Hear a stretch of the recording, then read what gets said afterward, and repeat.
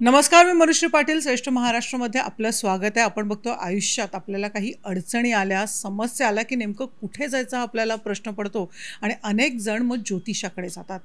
मग अनेक जण पारंपरिक ज्योतिषाचा मार्ग निवडतात, पण आजकाल जो आपण ट्रेंड बघतोय तर अनेक जण टॅरो कार्ड रीडर्स असतात त्यांच्याकडे जातात.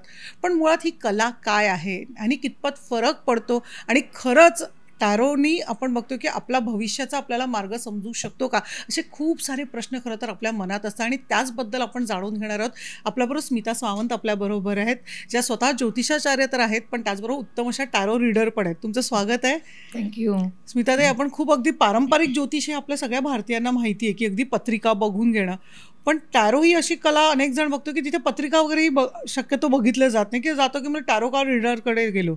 पण मुळात टॅरो हा शब्द आला कुठून आणि कुठची कला आहे मुळात? बघ, टॅरो हे ना 16 सेंचुरीमधलं आहे आणि मुळात बघायला गेलं तर टॅरो हे पहिलं प्लेईंग कार्ड म्हणून वापरायचे फ्रान्समध्ये. आणि मग इटलीमध्ये त्याचा बेस होता बेसिकली. आणि इटलीमध्ये लोक आहेत ना, त्याच्यासाठी एक मॅजिकली वर्क म्हणून ते वापरायचे. जिप्सी लोक होते ते जेव्हा जेव्हा ट्रॅव्हल करायचे तेव्हा जिप्सी म्हणजे लोकल बंजारा लोक म्हणतात तसे, तर ते लोक कवड्यांचा वापर करायचे. कवड्यांमुळे नंतर मग टॅरो त्यांच्या समोर आला एक टूल म्हणून. मग ते कुठल्या दिशेला गेलं पाहिजे, काय आपण केलं पाहिजे, कुठे आपला फायदा होणार म्हणून ते एक प्रश्नचिन्ह म्हणून किंवा प्रश्न म्हणून आपलं जसं आपण हे म्हणतो ॲस्ट्रॉलॉजीमध्ये प्रश्नकुंडली ठेवतो, तशी प्रश्नकुंडली म्हणून हे टॅरोचा वापर करायचे. पण आहे ॲक्च्युली 16 सेंचुरीमधलं. आणि जेव्हा ते प्लेईंग कार्डचा वापर करायचे तेव्हा टोराची म्हणून हे शब्द त्याचा होता आणि टोराचीमधूनच तो शब्द जो आला तो टॅरो आला. आणि ह्याचं जे मूळ आहे ते इजिप्तमधलं आहे. मग हळूहळू ते आपल्या इथपर्यंत पोचलं आहे. पण मुळात हाच प्रश्न आहे की मग इजिप्त वगैरे म्हणता, इटाली वगैरे भारतात आलं कसं? बघ, काय असतं की जसं आपल्या भारतामध्ये तू बघशील की जेव्हा इंग्रजांनी राज्य केलं 150 वर्ष, तेव्हा आपले भरपूर सगळे नॉलेज तिकडे घेऊन गेले. तुला माहिती असेल तर एक गोष्ट सांगते की जर्मनीमध्ये भरपूर सगळे ॲस्ट्रॉलॉजीचे युनिव्हर्सिटीज आहेत आणि खूप ॲस्ट्रॉलॉजर्स तिथे तयार होत आहेत आणि नक्षत्रांवरती स्पेशलायझेशन करतात. ह्या सगळ्या गोष्टी आहेत. तसंच आपल्या भारतामध्ये जेव्हा हे पहिल्यांदा आलं तर ते कसं आलं असेल तर एक म्हणजे लोकांनीच त्यांना इकडे इंट्रोड्यूस केलं.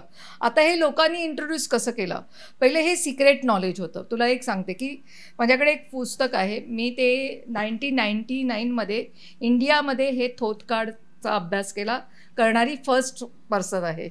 तर थोथ कार्ड जे आहे ते ॲरिस्टो क्राउली म्हणून एक होते. तर ॲरिस्टो क्राउलीने ह्याच्यावरती भरपूर अभ्यास केला. आणि ते अभ्यास म्हणजे कसं आहे, आता एक शॉर्टमध्ये मला थोडंसं तुला मी एक सांगते की हे जी सृष्टी आहे, जी ब्रह्मांड आहे, हे ब्रह्मांड जे तू बघशील तर ब्रह्मांडाला, प्रत्येक ब्रह्मांडामधली गोष्टला एक काहीतरी आकार आहे, एक शेप आहे.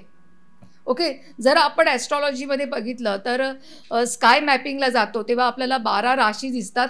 ते स्टार्समध्ये दिसतात. आपल्या 27 नक्षत्र स्टार्समध्ये दिसतात. जे काही आहे, सन आहे, मून आहे, जे पण सृष्टीमध्ये तू आहे, मी आहे, हे सगळ्यासाठी एक आकार आहे, एक चिन्ह आहे. तर ते सांकेतिक चिन्ह जे आहेत ब्रह्मांडामध्ये, त्या सांकेतिक चिन्हाचा असा अभ्यास केला की जे मोठ्यात मोठं आहे ते त्याच्यामध्ये पिक्चरमध्ये मांडलं गेलं. पण त्याच्या मागे सूक्ष्मात सूक्ष्म असा हा अर्थ आहे. तर तो तयार कुठून झाला, तर तो ॲरिस्टो क्राउली म्हणून होते. त्यांनी हे ॲक्च्युली आपल्या लेमॅनपर्यंत पोहोचवण्याचा प्रयत्न केला. पण त्यांनी लेमॅनपर्यंत पोहोचवण्यासाठी त्यांनाही खूप स्ट्रगल करावं लागलं, कारण त्याच्यातले जे सांकेतिक चिन्ह होते त्याच्यावरती फ्रेंच सरकारने खूप ऑब्जेक्शन आणलं. मग त्यांना हे 8 की 9 टाईममध्ये त्यांचं ते ॲक्च्युली ॲप्रूव्ह झालं. सरकारने त्यांना ॲप्रूव्ह केलं की आता हे पिक्चर्स बरोबर आहेत आणि हा अभ्यासही बरोबर आहे. तेव्हा मग ते आपल्या समोर आलं. आपल्यासमोर येता येता पण जरा म्हणजे आपण उशिराच आपल्यासमोर आलं. मला वाटतं की 19मध्ये वगैरे आपल्याकडे ते आलं. तर आपल्याकडे येताना पण ते कसं आलं, डायरेक्टली इंडियामध्ये नाही आलं. ते ऑस्ट्रेलिया, फिजी करत करत मग इंडियामध्ये आलं शास्त्र. आणि मग इंडियामध्ये जेव्हा पण कुठलं शास्त्र येतं तर त्याचा तेवढा सखोल असा अभ्यास नाही केला जात. जसं आपलं जेव्हा नॉलेज पॅटर्न किंवा काय जे आता बाहेरच्या देशामध्ये आहे ते सखोल अभ्यास करतात, त्याच्यामध्ये रिसर्च करतात. पण इथे थोडंसं रिसर्चची कमी मी म्हणता येईल असं माझं वैयक्तिक मत आहे. पण ह्याचा डेप्थ जो आहे तो अतिशय सुंदर आणि छान आहे. ह्याला सिक्रेट मॅजिकच असं म्हणतात. पण मुळात आपण बघतो की जेव्हा पारंपरिक ज्योतिषी आपण बघतो किंवा भारतीय पद्धतीत एक पत्रिका असते, ग्रह तारे असतात किंवा एक आकार दिलेला असतो. करेक्ट. टॅरोमध्ये तसं काही नसतं. जे माहिती आहे मला त्या पद्धतीने की तुम्ही कार्ड टाकता, मग नेमकं हे कसं गणित जमतं? हां, आता खूप छान आहे हे पण विचारणं तुझं आहे ते. कारण प्रत्येकांना हाच प्रश्न पडतो की ह्याच्यामध्ये जे चित्र आहे ही चित्र कशी उत्तरं देऊ शकतात. Everything is energy in this world. जेव्हा एखादं पेंटिंग, ओके, आपण तू किंवा मी एखाद्या पेंटिंगच्या एक्झिबिशनला जातो, त्या माणसाने जे पेंटिंग केलेलं असतं त्या चित्रकाराने, ते त्याच्या मनात असलेल्या काहीतरी आयडियाज असतात. पण ती आयडियाज अशीच असते का? नाही, त्याच्यामागे त्याची एनर्जी असते, म्हणजे त्याचे भाव असतात. आणि चला ते भाव तो त्याच्यामध्ये त्या पेंटिंग्समध्ये उतरवतो आणि त्याचं एक्झिबिशन लावतो. आणि प्रत्येकजण आपण पेंटिंगच्या एक्झिबिशनला जातो. तू आणि मी समजा त्या एक्झिबिशनला गेलो, एक पेंटिंग आहे, तुझा बघण्याचा दृष्टिकोन वेगळा असणार, माझा दृष्टिकोन वेगळा असणार. Same as it is. हे जे टॅरो कार्ड्स आहे, जे आता माझ्या हातात पण आहे, मी ते ठेवलेत, तर हे जे टॅरो कार्ड्स आहेत हे काय, ह्याच्यामध्ये 78 कार्ड्स आहेत. पण 78 कार्ड्समध्ये आपल्या जन्मापासून ते आपल्या मृत्यूपर्यंत जी संपूर्ण कहाणी आहे ती मांडली गेली आहे. पण ती कशी मांडली गेली आहे? ते एका चिन्हाच्या द्वारे मांडली गेली आहे. तसंच जसं तू म्हणालीस की आपल्याकडे ज्योतिषशास्त्रामध्ये 12 राशी आहेत, ग्रह आहेत, ह्याच्यामध्ये 12 राशी आहेत, ग्रह आहेत, 4 एलिमेंट आहेत आणि ह्या सांकेतिक चिन्ह पण आहे. आता मी सांगेल की आपल्या ॲस्ट्रॉलॉजी पण सांकेतिक चिन्हानेच बनलेली आहे. आपण बेसिकली जेव्हा चार्ट, आता मी स्वतः ॲस्ट्रॉलॉजर म्हणून सांगते की आपण एक चार्ट ठेवतो, ओके. त्या चार्टमध्ये पहिलं घर, दुसरं घर, असे 12 घरं असतात आणि त्या 12 घरामध्ये 12 राशी असतात आणि त्या 12 राशीमध्ये 9 ग्रहांची मांडणी असते, बरोबर आहे. Same as it is tarot पण तसंच आहे. काही फरक नाही आहे टॅरोमध्ये आणि आपल्या ॲस्ट्रॉलॉजीमध्ये. फक्त ॲस्ट्रॉलॉजीला आपण, कारण बघ टॅरो पण 16th सेंचुरीपासून आलेलं आहे, म्हणजे त्यांचा अभ्यास किती असेल. पण आपण तिथपर्यंत गेलं तर पाहिजे. मग ते जाण्यासाठी तुम्हाला थोत जे बुक आहे ह्याचा अभ्यास करावा लागेल. कारण थोत जे आहे पुस्तक ते बेसिकली .1 म्हणजे आपण म्हणतो, मी आता तुला कसं सांगू, एकदम इझी वर्ड्समध्ये सांगते. हे जे विश्व जे आहे ते विश्व 2 तत्वांनी बनलेलं आहे. एक फॅमिनाईन फोर्स आणि एक मॅस्क्युलिन फोर्स, ज्याला स्त्री तत्व आणि पुरुष तत्व म्हणतो, शिव किंवा शक्ती. पण हे शिव आणि शक्तीला एकत्र आणण्यासाठी काहीतरी लागतं ना, त्याच्याशिवाय ते येत नाही ना. त्याला आपण म्हणतो right brain, left brain, right force, left force. त्याला मिडलमध्ये आणण्यासाठी मिडल डायमेन्शन असतं. जे मिडल डायमेन्शन आहे ते म्हणजे टॅरो आहे. ह्याचा आपण विचार नाही केला आहे. तर टॅरोमध्ये जे 22 कार्ड आहेत, एकूण 78 कार्ड्स आहेत. ह्या 22 कार्डमध्ये त्याला मेजर अर्काना म्हणतात. मेजर अर्काना म्हणजे तुमच्या आयुष्यामध्ये जे काही तुमचे डेस्टिनी जी असते, जे तुमच्या आयुष्यात घडणारच आहे, anyhow, good or bad, whatever you are doing, कर्मा, पास्ट लाईफ, ते तुमच्या आयुष्यात होणार आहे. पण पास्ट लाईफमध्ये कुठली कर्म घडणार आहे तर आपल्याला पुरुषार्थ दाखवायचा असतो. आपल्या भावना, आपला पुरुषार्थ, आपले प्रयत्न, त्या प्रयत्नाने आपण आपल्या डेस्टिनीला बदलवतो. त्याच्यासाठी आहे 40 कार्ड टॅरोमध्ये. त्याला म्हणतात मायनर आर्काना या नंबर्स कार्ड म्हणतात. त्याचबरोबर त्याच्यामध्ये दुसरे 16 कार्ड्स आहेत, त्याला आपण म्हणतो पीपल कार्ड. ते पीपल कार्ड म्हणजे प्रत्येक गोष्ट कॅरेक्टर दाखवतं. आता बघ, कॅरेक्टर म्हणजे काय, आपल्या ह्या 12 राशी आहेत, हे कॅरेक्टर आहे आपलं. जसं तू समज पहिलीच आपण कालपुरुषाच्या पत्रिकेतली पहिली राशी घेऊया, मेष राशी. मेष राशी कशी आहे की त्याचा जो स्वामी आहे तो मंगळ आहे आणि ती गरम ऊर्जावाली राशी आहे. पुन्हा ती चर राशी आहे, पुन्हा ती पहिली राशी आहे आणि ती राशी आहे ती डोक्यावरती आहे.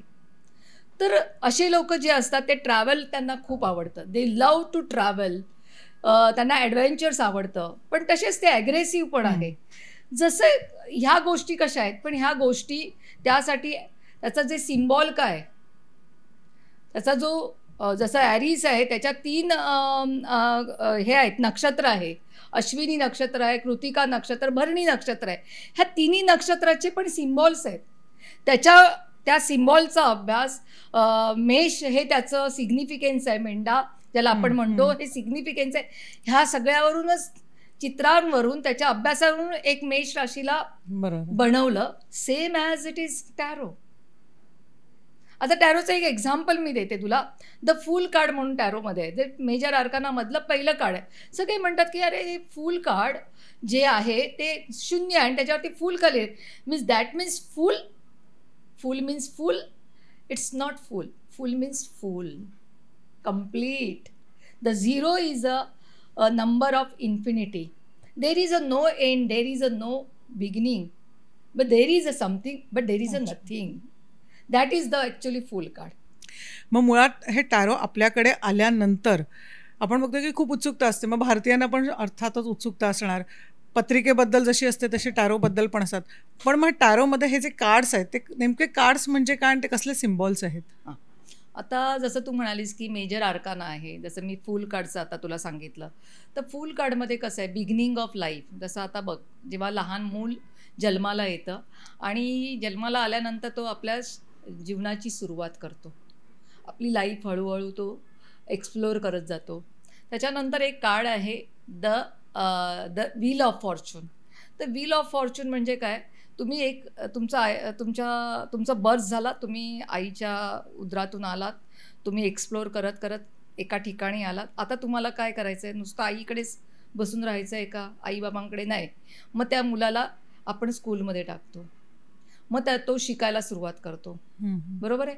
That is the real life start होते त्या मुलाची. तर ती कुठून स्टार्ट होते, द व्हील ऑफ फॉर्च्यून म्हणून कार्ड आहे. तर तिथून त्याची जर्नी स्टार्ट होते. आता तिथून त्याची जर्नी स्टार्ट झाल्यानंतर मग मध्ये भरपूर गोष्टी येतात. मग त्याला एखादी मुलगी मिळते, मग तो प्रेमात पडतो, मग लग्न करतो, मग तो एज्युकेशन घेतो, मग त्याच्यानंतर तो जॉब करतो. मग जॉब केल्यानंतर त्याला अजून कुठेतरी पुढेपर्यंत जायचं आहे आणि मग तिथे जाऊन त्याची एका लेवलला जाऊन जर्नी थांबत नाही तशी, त्या डेस्टिनेशनला तो पोचतो. म्हणजे फूलपासून चालू होते डेस्टिनेशन आणि थांबते द वर्ड कार्डला जाऊन. अच्छा. तर वर्ड कार्ड हे मेजर आर्कानामधलं कार्ड आहे. तर द फूल हे मेजर आर्कानातलं पहिलं कार्ड आणि द वर्ड कार्ड हे शेवटचं कार्ड. म्हणजे तेथे काय झालं की तुम्ही सगळं आयुष्य आणि जग काय आहे, दुनियादारी काय, तुम्ही शिकलात. तर हे सायकल झालं, 1 सायकल ऑफ लाईफ कंप्लीट झालं. पण हे 1 सायकल ऑफ लाईफ नुसतं कंप्लीट होत नाही, त्याच्यासाठी आपल्याला आपले ॲलिमेंट्स यूज करावे लागतात. आता आपल्या प्रत्येक माणसामध्ये जलतत्व आहे, अग्नितत्व आहे, पृथ्वीतत्व आहे, वायुतत्व आहे. आता समज तू वायुतत्व म्हणजे काय, तसं आता मी ॲरीजबद्दल बोललीस, म्हणजे मेष राशी हे फायर एलिमेंट आहे, म्हणजे त्याच्यामध्ये ॲग्रेशन आहे. आता अर्थ एलिमेंटमधलं कुठलं आपण कार्ड घेऊया, तसं टॅरोमध्ये पण अर्थ एलिमेंटचे कार्ड्स आहेत, जे आपले पेंटाकल्स म्हणतो आपण त्यांना, आणि फायर एलिमेंट्सला आपण म्हणतो की वॉन्ड्स म्हणतो. तर ते जे अर्थ एलिमेंटचे जे कार्ड्स आहेत ते म्हणजे काय, तर आपल्याला ह्या जगामध्ये सर्वायव्हिंग करण्यासाठी काहीतरी करावं लागतं. Without surviving we can't live our life. That is a material world. आपण सगळे मटेरियल वर्ल्डवरती आलो आहे, फिजिकल वर्ल्डवरती आपण ॲक्झिस्टंट झाली, आता आपल्याला काहीतरी करायचं आहे, तर ते म्हणजे अर्थ एलिमेंट. त्यानंतर येतं वायुतत्व. वायुतत्व म्हणजे विचार. तुम्ही विचारांमुळे त्या सगळ्या गोष्टी घडतात. आता वायुतत्वाची राशी म्हटली तर कन्या राशी आहे आणि वायुतत्वाची जेमिनी राशी पण आहे, तुला राशी पण आहे. म्हणजे काय झालं की वायुतत्व म्हणजे तुमच्याकडे आलेल्या आयडियाज, तुम्ही किती ॲनालिटिकल आहे, मग तुमचे विचार चांगले, वाईट, कन्स्ट्रक्टिव्ह, डिस्ट्रक्टिव्ह, ते सगळं वायुतत्वामध्ये आलं. टॅरोमध्ये पण तेवढं तसंच सेम आहे, तसंच्या तसंच आहे. हे लोकांमध्ये अजून पोचलं नाही आहे. म्हणजे I thanks to you actually की तू ह्याच्यासाठी सगळा प्रयत्न करते. माझे तर सगळे बेस्ट विशेष तुला आहेत. त्यानंतर आपण जाऊया की जलतत्व आहे. जलतत्व म्हणजे इमोशन्स, सेन्सिटिव्हिटी, नर्चरिंग. आईमध्ये आता आपलं कर्क राशी आहे, ही कर्क राशी म्हणजे आपण का चतुर्थ भावामध्ये कर्क राशी येते आणि चतुर्थ भावात मदरली, आई आहे ना, आईचं स्थान तिथून बघितलं जातं. आपलं डोमेस्टिक, आपलं घर तिथून बघितलं जातं. कारण आपल्या घराला आपण नचर चांगलं करू तर घर चांगलं होईल. आई जर मुलाला नचर चांगलं करेल तर तो एक व्यक्ती म्हणून चांगलं निर्माण होईल. सेम ॲज इट इज आपल्या टॅरोमध्येही हे कार्ड्स आहेत. ते हे कॅरेक्टर्स आहेत आणि कॅरेक्टर्स नुसती करून चालत नाही, तर कॅरेक्टर्स बरोबर आपल्याला एनर्जीज लागतात. ते एनर्जीचे कार्ड्स म्हणजे 40 मेजर आर्काना, त्याला नंबर कार्ड, मायनर आर्काना सॉरी, त्याला नंबर कार्ड पण हा म्हणतात. प्रश्न पडतो की एवढे जे कार्ड्स आहेत, मग सर्वात बेस्ट कार्ड टॅरो मधलं कुठचं असेल? असं बघायला गेलं तर एक टॅरो कार्ड रीडर किंवा कबाला मास्टर्स मी आहे म्हणून मी असं सांगेल की सगळेच कार्ड चांगले आहेत. सिच्युएशन तुमची कशी आहे बरोबर. त्याप्रमाणे ते कार्ड्सला तुम्ही घेता. Nothing is bad and nothing is good in this world. तसं आहे ते. तुझी सिच्युएशन काय. आता समज मी तुला एक ना खूप सुंदर एक्झाम्पल देते. टॅरोमध्ये ना डेथ कार्ड आहे, डेव्हिल कार्ड आहे, टॉवर कार्ड आहे. ह्यांना ना लोक खूप घाबरतात. अरे डेथ कार्ड आलं म्हणजे आता आपण म्हणणार की काय ह्याचं कार्ड आलं का. नो, डेथ कार्ड म्हणजे काय, the journey card, the beginning of, म्हणजे वन फेज संपला, आता एक फ्रेश न्यू स्टार्ट झालं आयुष्य. बघ ह्या ब्रह्मांड मध्ये कुठलीही गोष्ट परमनंट नाही आहे. बरोबर. म्हणजे एक जीव गेला तर तिथे दुसरा जीव येणारच आहे. तसंच एक सिच्युएशन संपली, आता तू दुसऱ्या सिच्युएशन्समध्ये जाणार आहे. असं ते डेट कार्ड आहे. पण मग हे सायन्स आहे मला वाटतं. दिस इज अ सायकॉलॉजी. आता तू सायन्सवरून मी तुला सांगेल की बाहेरच्या देशामध्ये मिलन वगैरे म्हणजे ज्या कंट्रीज आहेत US मध्ये, तिथे जे सायकॅट्रिस्ट आहेत ते हे टूल वापरतात. म्हणजे आपल्या तुझं वाचन तुला माहिती असेल, वाचनामध्ये जर आलं असेल, Carl Jung, he was a psychiatrist. Einsteins हे सगळे किंवा तुला, कारण हे सगळे कोण होते, हे सगळे ज्युईश लोक होते. ते या सिगमेंट फ्रॉइडचं तू वाचलं असशील पुस्तकं वगैरे, तो पण एक मोठा सायकॉलॉजिस्ट होता. या सायकॅट्रिस्ट म्हणू शकतो आपण. आणि ते सगळे हे टूलला बिलीव्ह करायचे आणि ते यूज करायचे. म्हणजे याच्यामध्ये टॅरोमध्ये एक ना एस कार्ड्स म्हणून आहे. तुला एक आम्हाला केस स्टडीज दिली. मी स्वतः US केलेला कोर्स आहे हा टॅरो स्कूलमधून. तर त्याच्यामध्ये असं आहे की आम्हाला एक अशी केस स्टडी मध्ये सांगितलं होतं की एक डॉक्टरांकडे सायकॅट्रिस्ट आहे. तर सायकॅट्रिस्ट जे असतात ना, ते बेसिकली काय करतात माहिती आहे, त्या सिम्पटम्सवरती मेडिसिन्स देत असतात. माणसाच्या मनामध्ये काय खोल मनात आहे ना, ते कोणाला सांगता येत नाही. कारण तो अनप्रेडिक्टेबल आहे आणि त्याचा शोध घेऊ शकत नाही इवन द सायकॅट्रिस्ट ऑल्सो. तर त्यांच्या फक्त सिम्पटम्सवरती ते मेडिसिन्स देतात. त्यावेळेला हे जे कार्ल जंग होते त्यांनी विचार केला की माझ्याकडे एक पेशंट आला आहे, मी त्याला कार्डचा वापर करतो. म्हणून त्याने 4 फक्त कार्ड्स काढले. एलिमेंट्स कार्ड्स म्हणतात त्याला. S of pentacles, S of wands, S of swords आणि एस ऑफ कप्स. ह्या 4 कार्डला त्यांनी रॅन्डमली तिकडे ठेवलं आणि त्याला सांगितलं तू ह्याच्याबरोबर प्ले कर, इथे ठेव, तिथे ठेव, आणि तू एक मला उचलून दे, काढून दे. तर त्याने एक काढून दिला त्याला कार्ड, आणि त्या कार्डवरून पूर्ण त्याची सायकॉलॉजी आणि डेप्थमध्ये कुठे तो, म्हणजे ॲक्च्युली त्या पेशंटला कुठे प्रॉब्लेम होता त्या एका कार्डवरून त्यांनी कळलं.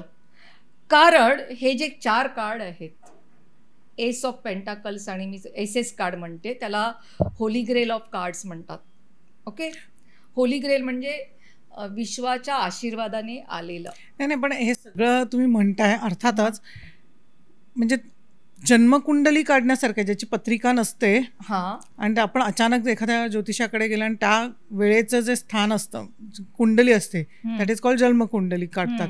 तसा किंवा प्रश्नकुंडली म्हणतात त्याला, तशा प्रकारचा हा प्रकार आहे. आपण प्रश्नकुंडली म्हणू शकतो. हा, प्रश्नकुंडली म्हणू शकतो. जन्मकुंडली हा वेगळा असतो आणि प्रश्नकुंडली म्हणू शकतो की आपण बघ, प्रश्नकुंडली मी पण करते. आणि आता मी KP विशारद आहे, तर KP विशारद मध्ये काय ना, एखाद्याकडे पत्रिका नाहीये, हो, एखादा पत्रिका असून त्याला बिलीव्हच नाही करत आहे, काहीच बिलीव्ह नाही करत आहे, आणि त्याला सडनली असा प्रश्न आला की आताच्या आता मला ऑपरेशन करायचं आहे या हॉस्पिटलाइज व्हायचं आहे, की माझी आई हरवलेली आहे तर ती मला सापडेल का. तर आम्ही प्रश्नकुंडली ठेवतो. बरोबर. प्रश्नकुंडली ठेवल्यानंतर आम्हाला महादशा, अंतर्दशा, सगळं नक्षत्र वगैरे सगळं कळतं आणि आम्ही सांगतो की हे ह्या राईट साईडला मिळेल.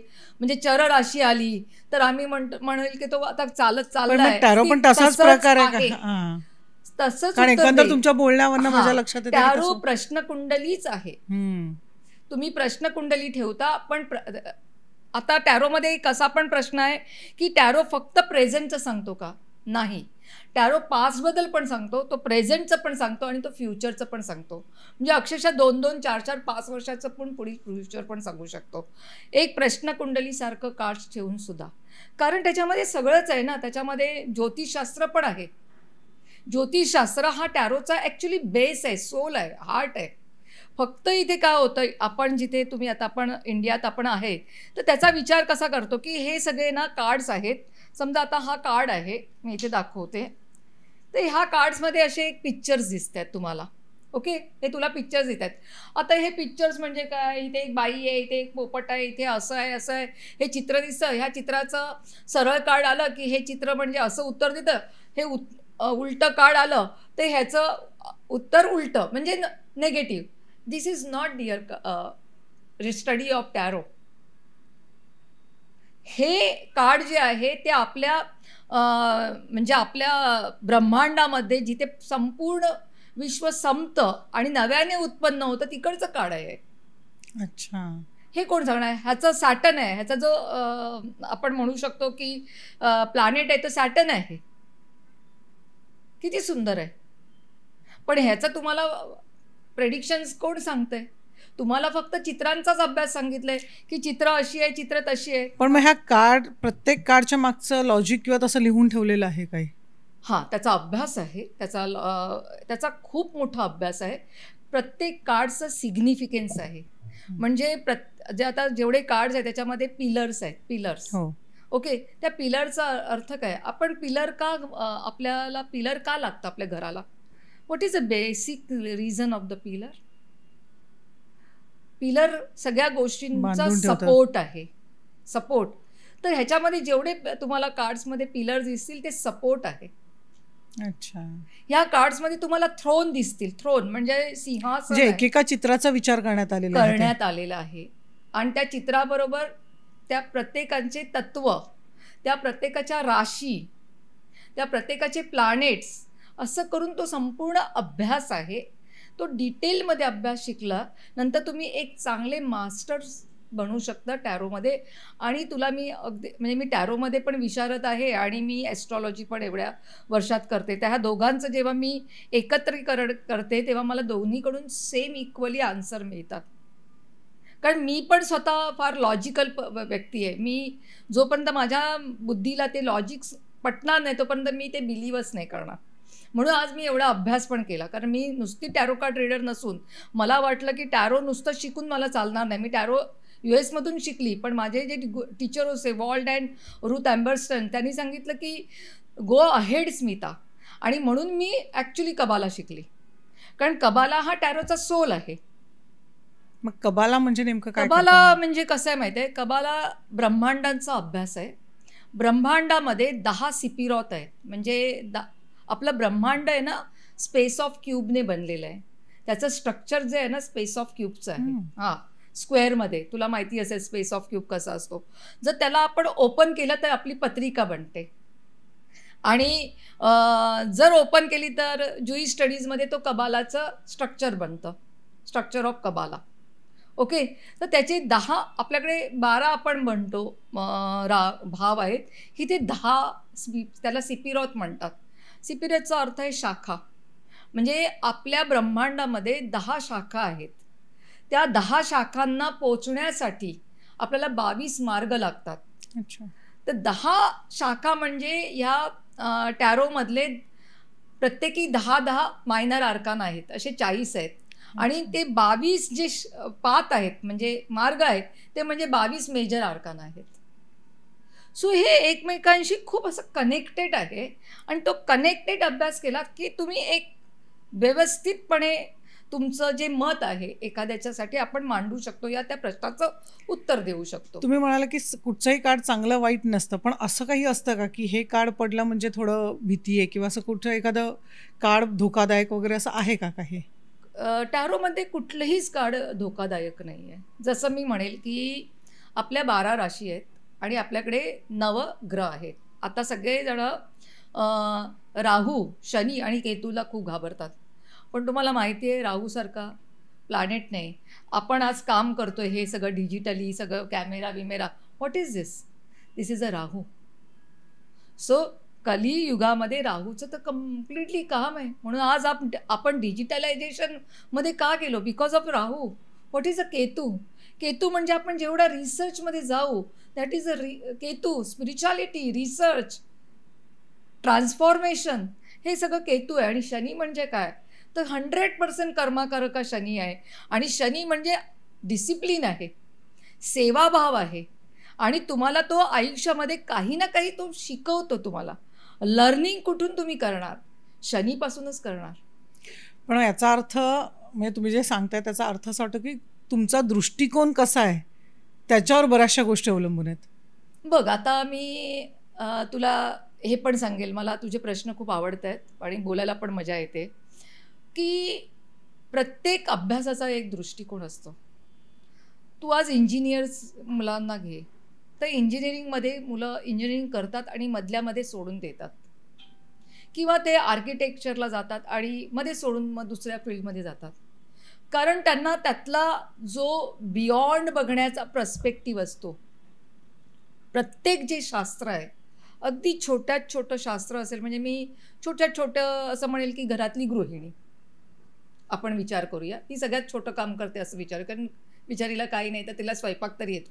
That is also one of the शास्त्र. किती मीठ टाकायचंय, किती मसाला टाकायचा, काय कला आहे. तर तिचा पर्स्पेक्टिव्ह कसा आहे त्या तिच्या स्वयंपाकाला घेऊन, तसाच पर्स्पेक्टिव्ह तुझ्या अभ्यासाला घेऊन कसा आहे. तू किती सुपरफिशियल लेवलला अभ्यास करतेस आणि तू बियॉन्ड जाऊन किती थिंकिंग करतेस तसं आहे. म्हणजे आम्हाला शिकवताना का असं शिकवलं नाही आहे, माझा पर्स्पेक्टिव्ह तिथपर्यंत पोचायचाच. कारण म्हणजे त्याच्यासाठी मी काही ब्रिलियंट आहे, हुशार आहे असं काही नाही आहे. मी पण एक व्हर्नॅक्युलर मीडियममधून शिकलेली मुलगी आहे. असं काही नाही मी इंग्लिश मीडियममध्ये शिकलेली आहे. पण आणि हा तर माझा अभ्यास होता तो ॲक्च्युली ज्युईश शब्द असतात. म्हणजे तुला मालकोत म्हणजे आता आहे, हां, तिपारत आहे, गेब्रू आहे, हां, किंवा आपण केथर म्हणतो. केथर म्हणजे काय? हे ज्युईश स्टडी आहे. केथर म्हणजे जिथे विश्व आहे, ब्रह्मांड आहे, जिथे शिव आणि शक्तीच्या वरचं जे आहे ते केथर आहे. मालकोत म्हणजे आपण मटेरियलवरती भौतिक जगामध्ये ते म्हणजे आपलं मालकोत आहे. मग मला आता तुम्हाला विचारावंसं वाटतं, खूप उत्सुकता म्हणून विचारते. हां, म्हणजे आता तुम्ही म्हणताय की एक ठराविक भाषा शिकावी लागते किंवा हे ज्युईश वर्ल्ड आहे किंवा फॉरेनचं जग आहे. मग आपल्या भारतीयांना हे शिकणं किती कठीण आहे किंवा किती सोपं आहे, काय तुम्हाला वाटतं? मला वाटतं आपल्या भारतीयांनी हे शिकलं पाहिजे. कारण का माहिती आहे, मी हे सांगेल की आपल्याकडे 4 वेदाज आहेत. तर आपल्या 4 वेदांमध्ये आपण सगळेजण वेदांचा अभ्यास करू शकत नाही. आपल्याला वेदांचा अभ्यास करण्यासाठी आपण ब्राह्मण पाहिजे आणि आपण पुरुष पाहिजे. तर आपण 13 वर्षाचा अभ्यास पुण्यामध्ये शिकवलं जातं वेदांचा अभ्यास, किंवा नॉर्थमध्ये पण आहे वगैरे, काशी वगैरे बनारस साईडला. तर तुम्ही एक तर ब्राह्मण पाहिजे जातीने किंवा तुम्ही पुरुष पाहिजे, तर तुम्ही वेदांचा अभ्यास शिकू शकता. ओके. तर टॅरो हे वेदांचा अभ्यास आहे. ओके, जसं आपल्याकडे सामवेद आहे, अथर्व आहे, अजुर्वेद आहे, आणि ऋग्वेद आहे. तर इकडे हा शब्द काय दिलेला आहे? Book of creations, book of formation, book of splendour. हा सगळा वेदांचा अभ्यास मी इंडियात न शिकता मी बाहेरच्या देशातून शिकली. अच्छा. कारण तिथे स्त्री आणि पुरुष असं काहीच नव्हतं. तो एवढी शिकायची चिकाटी, तुमच्याकडे चिकाटी आणि तुमचा इंटरेस्ट असला तर कोणीही हे शास्त्र शिकू शकतं आणि त्याला पुढे आणू शकतं. पण मग भारतात लिमिटेशन आहे टॅरोला? भारतामध्ये लिमिटेशनच नाही. भारतामध्ये हे शास्त्र आलं, आता आमच्याच लोकांनीच हे शास्त्र आणलेलं आहे. आम्ही शिकलो, मी शिकली असेल, आणखीन कोणीतरी शिकले असतील, त्या असे बरेचसे लोक शिकणारे आहेत.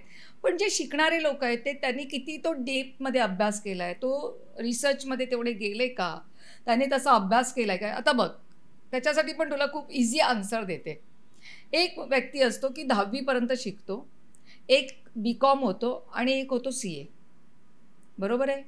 आता हे तिन्ही जणांना सर्व्हाइव्ह करू शकतात. 10वी शिकलेला मुलगा ना एका त्या ऑफिसमध्ये पिऊनचं काम करेल. BCom झालेला असेल ना तो अकाउंटंट होईल. आणि जो CA आहे तो मास्टर आहे, तो पिऊनचं पण काम करू शकतो, तो अकाउंटचं पण काम करू शकतो आणि ते CAचं पण काम करू शकतो, जे मेजर काम आहे. Same as it is this study. तू शिकलीस बेस तर तू तुझं सर्व्हाइव्ह करणार, पण तुला तेवढाच नॉलेज असणार. पण जेव्हा तू मास्टर्स होते तेव्हा तू सगळ्या लेवलच्या गोष्टी शिकू शकतेस आणि करू शकतेस. This is the base of study. जेवढा अभ्यास कराल तेवढं तुम्हाला चांगलं आहे. आणि कुठच्याही विषयात कोणताही असो. एक्झॅक्टली. येस येस येस असं. पण मग टॅरोबद्दल लोकांना एवढं आकर्षण आहे की आत्ताच्या काळामध्ये की आपण एखाद्या टॅरो रीडरकडे गेलो आणि आपले प्रश्न सुटले, हे असं होतं का म्हणजे प्रत्येक वेळी? हो. आता बघ, टॅरोकडे येणारे लोक कोण जास्त आहेत? जे यंग जनरेशन आहे ते टॅरोकडे जास्त वळतात. IT वाले आहे, जे जास्त ज्योतिष देवाला मानत नाही, देव काय आहे, आम्हाला देव सांगू नका, देवाने काही नाही केलं आहे, आम्ही सगळं केलेलं आहे, अशी लोक आहेत माझ्याकडे येतात. हां, तर ते टॅरोला मानतात. Tarot is a very beautiful tool. Madam, आम्हाला तुमचं टॅरो पाहिजे, ॲक्च्युली आम्हाला ॲस्ट्रॉलॉजी नको आहे. ॲस्ट्रॉलॉजी हे देवावरती आहे असं त्यांना वाटतं, कारण त्यांना त्याचं डेप्थ नॉलेज काहीच माहिती नाही, म्हणून ते ॲस्ट्रॉलॉजीला फार कमी समजतात. पण ॲस्ट्रॉलॉजी ही मध्ये ॲक्च्युली टॅरोचा सोल आहे. ॲस्ट्रॉलॉजी तर मेन सोल ऑफ टॅरो आहे बेसिकली. ते कसं आपण विसरणार? तर म्हणून टॅरोला ॲक्च्युली न्यू जनरेशनने जास्त एक्सेप्ट केलं आणि म्हणून टॅरो थोडंसं वाईज झाला आपल्या इंडियामध्ये. हां, आणि त्याची उत्तरं पण लोकांना मिळत गेली तशी, आणि ते बिलीव्ह करायला लागलं. बिलीव्ह करता बघ, कुठलंही जे शास्त्र, काही अभ्यास येतो, काही येतं, त्याला खाली पाडणं आणि त्याला वरती नेणं हे लोकांचंच काम आहे, प्रजेचंच काम आहे बेसिकली. तर त्याला आवडलं आणि मग ते पुढे इथपर्यंत आलं ॲक्च्युली इंडियामध्ये. मग खूप सगळे टॅरो कार्ड रीडर झाले, हे झाले, ते झाले. पण मग एक असंही इमॅजिन होतं, म्हणजे असंही लोक चर्चा करतात की असं एक विद्या आहे किंवा काळी विद्या आहे किंवा असंही चर्चा टॅरोमध्ये सुरू असते किंवा त्या लोकांचे घाबरतात लोक टॅरो करणार आहे, असं काही आहे का? मग काय पूर्ण शास्त्रच आहे? नाही, मला पण लोकांनी सांगितलं की काळी मांजर घेऊन बसतेस का? हा मजेचा विषय आहे. कारण पहिलं तर ना टॅरोचं मिसअंडरस्टँडिंग होतं बाहेरच्या देशात, किंवा तसं पिक्चरायझेशन केलेलं असतं. ॲरिस्टो क्राउली जो होता त्याने गोल्डन डॉन युनिव्हर्सिटी US मध्ये उभारली, आणि ह्याच्यामध्ये पण होती, इस्रायलमध्ये पण होती. आणि तिथे जेव्हा टॅरोला इंट्रोड्यूस केलं तेव्हा 2 पद्धतीचे टॅरोच्या पद्धती होते. एक होतं dark side and one is a white side. अच्छा. हां, तर आपल्या शास्त्रामध्ये आता अथर्व वेदाचा तू जर अभ्यास केला तर त्या आपल्यामध्ये तिथे सगळं मंत्रतंत्रच आहेत बेसिकली. तर प्रत्येक ठिकाणी ह्या गोष्टी आहेत. तर ती पण एक साईड आहे टॅरोची, नाही असं नाही. पण ती शिकण्यासाठी तुम्हाला त्या युनिव्हर्सिटीमध्ये 10-10, 15-15 वर्ष अभ्यास करावा लागेल. Than you become like that kind of tarot card reader. Okay, म्हणजे जे डार्क साईडमध्ये काम करतात. पण आपण व्हाईट साईडमध्ये काम करतोय. कारण का झालं, ॲरिस्टो क्राउलीचं नाव त्याच्यामुळेच खराब झालं. म्हणून ॲरिस्टो क्राउलीकडून रायडर वेटने टॅरोला अजून स्मूथ केलं, हलकं केलं, ब्युटिफुल केलं आणि सामान्य माणसापर्यंत आणून सोडलं. पण मग ती भीती कुठेतरी मनात अशी, तर त्याच्यामुळे कुठेतरी नाही, त्याच्यामध्ये भीती अशासाठी आहे की त्याच्यामध्ये काही चित्र अशी आहेत ना, म्हणजे एक असा स्कॅलेटाईन आहे, शरीरावरती असं ते काय म्हणतो, शरीराचा सापळा असतो, किंवा एखादा भूतासारखा एक चित्र आहे, डेव्हिल कार्ड. तर ते कार्ड्सचे पिक्चर्स बघून त्यांना असं वाटतं की अरे हे काहीतरी ब्लॅक मॅजिक सारखं दिसतंय. But this is not a black magic. आपल्या प्रत्येकामध्ये एक डेव्हिल आहे ना, आपल्या प्रत्येकामध्ये एक हिस्त्र पशु लपलेला आहे. द स्ट्रेंथ कार्ड बघितलं टॅरोमध्ये तर एक बाई जी आहे, सिंहाचं तोंड असं आरामात उघडते आणि सुंदर ब्युटिफुल बाई अशी उभी आहे आणि सिंहाचं तोंड उघडते आणि त्याचं कार्डचं नाव आहे स्ट्रेंथ. तर पिक्चर्स तसं आहे. तर त्या स्ट्रेंथमध्ये त्याचा अर्थ असा आहे की प्रत्येक ह्युमनमध्ये एक हिस्त्र पशु लपलेला आहे.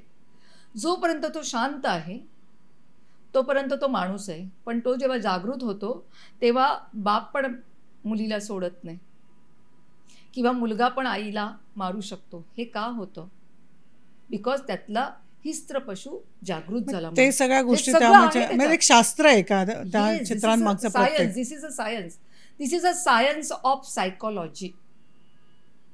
दिस is a completely pure science of psychology. This is a science of metaphysics. Physics beyond something. Astrology is a पण मग मेटाफिजिक्स. साधारण एखाद्या नवीन माणसाला जर टॅरो, अनेकांना टॅरोबद्दल आकर्षण असतं, अनेकांना वाटतं की आपल्याला शिकावं, मग ते जर एखाद्याला शिकायचं असेल तर तुम्ही नेमका काय सल्ला द्याल मुळात? बघ, मला असं आणि ही वाटतं की प्रक्रिया नेमकी किती मोठी असते? हां, शिकण्यासाठी मी फार स्ट्रिक्ट टीचर आहे. मी कोणालाही उभं नाही करत. मी आधी विचारते की तुम्हाला टाईमपाससाठी टॅरो शिकायचं आहे, तर माझ्याकडे येऊच नका. तुम्हाला 4-5 वर्ष, 3-4 वर्ष जर तुमची अभ्यास करण्याची क्षमता आहे, तर तुम्ही माझ्याकडे या. Because this is not a tool of timepass. 4 आणि 5 दिवसामध्ये टॅरो शिकवतात. 5,000 मध्ये, 6,000 मध्ये, ₹500, ₹600, 2 दिवसात, 3 दिवसात. This is not a tarot basically. Tarot आपल्या भारतीय जे आपली ज्योतिषशास्त्र आहे, पराशरी शास्त्र आहे, भृगु संहितामध्ये जे काही आपल्या जसं लिहिलेलं आहे, तसाच हा अभ्यास आहे ॲक्च्युली. आणि त्याच्यासाठी खूप मी तर अजूनही शिकते समज. जी प्रक्रिया खूप मोठी आहे, की मोठी असं नाही आहे. की तुम्ही गेलात आणि काही कोर्स नाही. केलात आणि टॅरो शिकलात, हां, असं म्हणजे नाही. असं नाहीये. तुम्हाला त्याच्यासाठी समजा तू 6 महिन्यासाठी तू माझ्याकडे आलीस, तू शिकलीस. पण मी शिकवलं, तुझं बेस शिकवलं, तुला सगळं शिकवलं, तुला लॉजिक शिकवलं. पण नंतर जे करणार आहेस ते तुझा अभ्यास मेन चालू होतो. जसं आम्ही ॲस्ट्रॉलॉजी शिकलो, तर आम्ही 6 महिने, वर्षभर शिकलो. त्याच्यानंतर आम्ही पुढे आमची अभ्यास अजूनही चालू आणि आहे. जसा अनुभव मिळेल तसं ना आम्ही रिसर्च करतो. बरोबर. We are a researcher. मी आता जसं तुला एक सांगते की मिशिगन युनिव्हर्सिटी जी आहे US मध्ये, ती युनिव्हर्सिटी स्पेसिफिकली आहे रिसर्चसाठी आहे. मी त्या युनिव्हर्सिटीमध्ये ज्या रिसर्च करतात त्यांची मी गाईड आहे, टीचर आहे. अरे वा. हां. सो आणि दे ऑल फॉरेनर्स बेसिकली. ते इंडियात येतात, 3-3, 4-4 महिने राहतात आणि ते माझ्याकडून शिकून जातात. तर असा अभ्यास आहे तो. म्हणजे एक पण मग टॅरो एखादा कार्ड. नवीन शिकणारा असेल किंवा ज्याला उत्सुकता असेल शिकायची, हां. त्याला नेमका तुम्ही काय सल्ला द्याल मग? मी त्यांना असा सल्ला देईल की तुम्ही माझ्याकडे शिकायला या, तुम्ही कुठेही शिकताय, तर पहिल्यांदा तुम्हाला असं वाटतं की हे कार्ड आहे आणि याच्यामध्ये चित्र आहेत. त्या चित्रांचा अर्थ आपण घेतला आणि ते उलटं आणि सुलटं आलं की मी टॅरो कार्ड रीडर झाली, तर असं नाही आहे. त्याच्यासाठी तुम्हाला ॲस्ट्रॉलॉजी शिकली पाहिजे. त्याच्याबरोबर तुम्हाला ॲलिमेंट्स म्हणजे सगळं तुम्हाला शिकून त्या चित्रांचा पुरेपूर अभ्यास करून मग त्याच्यानंतर स्प्रेड्स असतात. त्याचीच मजा आणखीन वेगळी असते की आपण स्प्रेड्स ठेवतो आणि त्याच्या थ्रू आपण उत्तरं देतो. हो. ते स्प्रेड्सला तुम्हाला उत्तर देताना तुम्हाला तुमची स्वतःचं पर्स्पेक्टिव्ह बघायचं आहे. आता मी तुला सांगते की एक एक्झाम्पल म्हणून सांगते जाता जाता, पण डेव्हिल कार्डच आलं. दिस इज माय फेवरेट कार्ड. लोक ह्याला घाबरतात म्हणून ह्याला ब्लॅक मॅजिक म्हटलं जातं. बरोबर डेव्हिल कार्ड आलं. आता ह्या कार्डला बघून तुला असं वाटेल की हे कार्ड, अरे बापरे, हे कसलं कार्ड आलेलं आहे, बघूनच भीती वाटते. हां. पण हे काय आहे? हे आपल्या मनातला डेव्हिल आहे. बघ, जेव्हा आईच्या उदरातून जेव्हा तू जन्म घेते, तेव्हा तू खूप चांगली असते. तो मुलगाही चांगला असतो, ती मुलगीही चांगली असते. पण बाहेरच्या वातावरणात जाऊन तो मुलगा किंवा ती मुलगी त्यांना वाईट मित्रपरिवार भेटतात. सांगते. हां, जेव्हा आपण म्हणतो की त्यांची जी संगत आणि मग तो हळूहळू वाईट सवया त्याला लागतात. तो काय, ते काय आहे? तर त्याच्यामध्ये एक चांगली व्यक्ती पण आहे आणि त्याच्यामध्ये वाईट पण आहे. जसं मी बोलले ना, प्रत्येक व्यक्तीमध्ये एक चांगलं आणि वाईट आहे. तुमचं चांगलं आहे ते तुम्ही कितीपर्यंत पुढे आणताय आणि तुम्ही वाईटाला किती प्रोत्साहन देताय, तर तसं हे कार्ड आहे. तर हे कार्ड सांगते तुम्ही असं नका करू. तुमच्यामध्ये असलेली जी जलसी आहे, तुमच्यामध्ये असलेलं ते लस्ट आहे, तुमच्यामध्ये असलेल्या बॅड हॅबिट्स आहेत, तुम्ही काढून टाका. हे कार्ड आहे. तर हे कार्ड कुठे वाईट झालं? पण हे कार्ड जेव्हा असं येईल, this is a card of the Capricorn. शनीचंच कार्ड आहे अगेन. ओके. हे कार्डचं जे सिग्निफिकन्स ऑफ राशी आहे, ही कॅप्रिकॉन आहे आणि ह्याचा लॉर्ड जो आहे तो सॅटर्न आहे. सो बघ, त्याच्यावरून आपण त्याला आन्सर द्यायचं आहे. तर ह्या कॅप्रिकॉन ही शनीची आहे आणि ह्याला स्ट्रगल असणार या व्यक्तीला. पण स्ट्रगल तो कसं काढू शकतो, so that is our technique, ती आम्ही त्यांना सांगतो. म्हणजे मला वाटतं खूप अभ्यास करून म्हणजे तुम्हाला नुसतं कार्ड शिकून अर्थ नाही, तर त्याच्या मागचा भाव पण शिकणं तेवढेच गरजेचं आहे असं दिसतंय. आहे. बरोबर बरोबर आहे. बरोबर. आता खरं तर एक शेवटचा तुम्हाला प्रश्न विचारते. मग जर तुम्ही पारंपरिक ॲस्ट्रॉलॉजी शिकत असाल, तुम्हाला टॅरो का शिकावं असं वाटलं मग? मला असं शिकावंसं वाटलं. मी ना ॲक्च्युली लहानपणापासूनच मला प्रत्येक गोष्ट एक्सप्लोअर करायला आवडते. म्हणजे आजपर्यंत मी तुला सांगेल 8,000 ते 10,000 पुस्तकं मी वाचली असेल आणि पुस्तकांवरून मी आईचा खूप मार खाल्लेला आहे. तर पुस्तकाच्या वाचण्याने एक माइंड ॲड्युकेटेड होणं आणि कुठलीही गोष्ट म्हणजे बेसिकली मी ऑस्ट्रेलियात शिकायला गेले होते. मी थेरपिस्ट आहे. तर जेव्हा मी ऑस्ट्रेलियात शिकायला गेली होती तेव्हा मला टॅरोचा तिथे वास लागला होता. पण मी शिकायला गेली होती जे ते मला शिकायचंच होतं आणि दुसरं मी माझं माइंड डायव्हर्ट करू शकत नव्हती. तर ती शिकून आल्यानंतर तिकडे मी कॉन्टॅक्ट केलं होतं. त्या बाई जेव्हा इंडियामध्ये आल्या फिजीवरून तेव्हा मी त्यांच्याकडे टॅरो शिकली आणि बेसिक शिकली. पण त्यांनी मला सांगितलं की स्मिता, तुला जर खरोखर you are very sincere person, तर तुला शिकायचं असेल ना तर तू USBSला जाऊनच शिक. कारण इंडियामध्ये तुला असेच सगळे चुतुरपुतूर मिळतील सगळे, तुला काही चालणार नाही ते. म्हणून मी ट्राय केलं आणि मी ऑनलाईन कोर्स केला पहिला आणि त्याच्यानंतर मग मला एक अपॉर्च्युनिटी मिळाली. मग मी थोड्या दिवसासाठी जाऊन अशीच आली आणि मग मला युनिव्हर्सिटीमध्ये मी बॉर्डला भेटली. मग त्यांचा टॅरो स्टुडिओ असतो तो अटेंड करणं वगैरे ते केलं आणि मग तिथूनच त्यांनी मला सांगितलं की you can go to Kabbalah, तू कबालामध्ये जा. मग मी कबाला केलं. तर असं करून करून मी ॲक्च्युली शिकले. मी तुला सांगते, पैसे नव्हते तेव्हा आपलं क्रेडिट कार्डवरून लोन घेऊन असं शिकले. म्हणजे लाखोमध्ये पैसे टाकले याच्यामध्ये. तर पहिल्यांदा जेव्हा तुम्हाला शिकण्याची एक क्रेविंग असतं ना, भूक असते ना, भूक, आणि तुम्ही वेडे असतात तर तुम्ही काही करू शकता. तर ते वेड लागतं प्रत्येक शास्त्र शिकायला. जसं मला माझ्या ॲस्ट्रॉलॉजीवरती जेवढं प्रेम आहे तेवढंच मला टॅरोवरती पण प्रेम आहे. तर ती भूक होती ना, ती भूक मला तिथपर्यंत घेऊन गेली आणि शिकायला लावलं.